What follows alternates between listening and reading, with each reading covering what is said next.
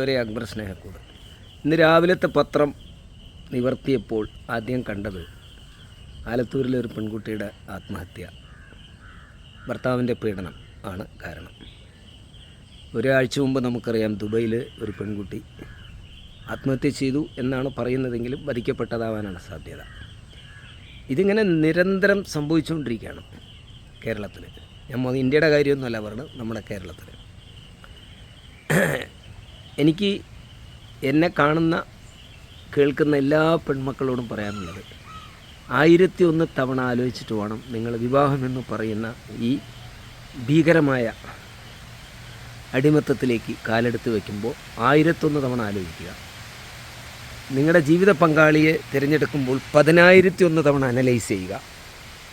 മദ്യം, മയക്കുമരുന്ന്, കഞ്ചാവ്, രാസലഹരികൾ, ഇതിനൊക്കെ അഡിക്റ്റഡായിട്ടുള്ള ചെറുപ്പക്കാർ വർദ്ധിച്ചു വരുന്നൊരു കാലഘട്ടമാണ്. അതുകൊണ്ട് നിങ്ങളുടെ ജീവിതം അവർക്ക് തട്ടിക്കളിക്കാനുള്ള ഒരു ഫുട്ബോളല്ല എന്ന് നിങ്ങൾ മനസ്സിലാക്കുക. ഓരോ പെൺകുട്ടിയോടും എനിക്ക് പറയാനുള്ളത്, ഈ ഭൂമിയിൽ ഞങ്ങളെപ്പോലെ നിർഭയരായി സ്വതന്ത്രരായി ജീവിക്കാനും ജീവിതം ആഘോഷിക്കാനും പൂർണ്ണമായ അവകാശവും സ്വാതന്ത്ര്യവും നിങ്ങൾക്കുമുണ്ട്. നിങ്ങളുടെ ജീവിതം മറ്റാരുടെയും ഔദാര്യമാണെന്ന് നിങ്ങൾ ഒരിക്കലും തെറ്റിദ്ധരിക്കരുത്.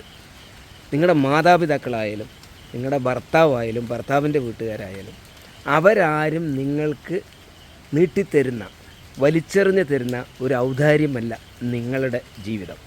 നിങ്ങളുടെ ജീവിതം നിങ്ങളുടെ അവകാശമാണ്. അതുകൊണ്ട് പ്രിയപ്പെട്ടവരെ, പെൺമക്കളെ, decide your life. You have to decide your life.